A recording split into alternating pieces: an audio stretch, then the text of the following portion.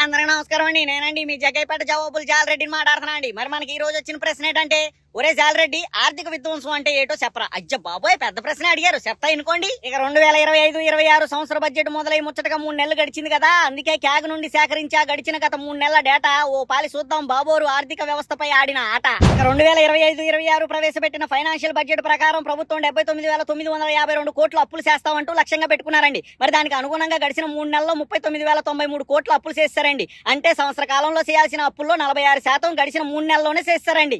ఇక రాబోయే సంవత్సర కాలంలో ప్రస్తుత ప్రభుత్వం రాబడతామని చెప్పిన ఆదాయపు సంఖ్య 2,17,976 కోట్లు కాగా గడిచిన 3 నెలల్లో వచ్చిన ఆదాయపు సంఖ్య 36,239 కోట్లు మాత్రమేనండి. అంటే 16.63% మాత్రమే ఆదాయం రాబట్టారండి.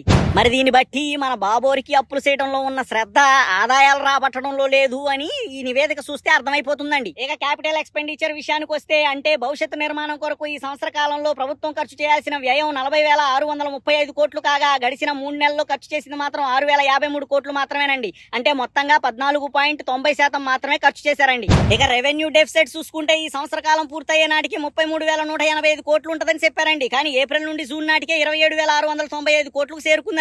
అంటే వాళ్ళు చెప్పిన లెక్క ప్రకారం చూసుకున్నా 83.44% ఆల్రెడీ రెవెన్యూ డెఫిసిట్ ఉందండి. ఇక ద్రవ్యలోటు విషయానికి వస్తే, అంటే ఈ సంవత్సర కాలం పూర్తయ్యే నాటికి మన చేతిలో ఉండాల్సిన డబ్బుల యొక్క లోటు సంఖ్య 79,926 కోట్లు అని చెప్పారండి. కానీ గడిచిన 3 నెలల్లోనే 36,384 కోట్లకు చేరుకున్నామండి. అంటే వాళ్ళు చెప్పిన లెక్క ప్రకారం చూసుకున్నా ప్రస్తుతం మనం 45.5% ద్రవ్యలోటులో ఉన్నామండి. ఇక ఇవన్నీ చూశాక ఆర్థిక విధ్వంసం అనేది ఎవరి హయాంలో జరిగింది, జరగబోతుంది అనేది మీకు అవగాహన వచ్చినట్టే కదండి. ఇక చివరిగా నేను చెప్పేది ఏంటంటే, గత ప్రభుత్వం దెబ్బ అప్పులతో అబ్బా అంటూ ఎన్నికల ముందు డబ్బా కొట్టారు కదా. మరి జగనన్న గత 5 ఏళ్ల కాలంలో చేసిన అప్పులతో పోల్చుకుంటే మీరు ఈ ఏడాది కాలంలోనే 52.64% అప్పులు చేశారండి. మరి దీన్నే విజనందురా బాబోరు అంటూ పలువురు రాజకీయ విశ్లేషకులు గుసగుసలాడుతున్నారని సమాచారం అండి.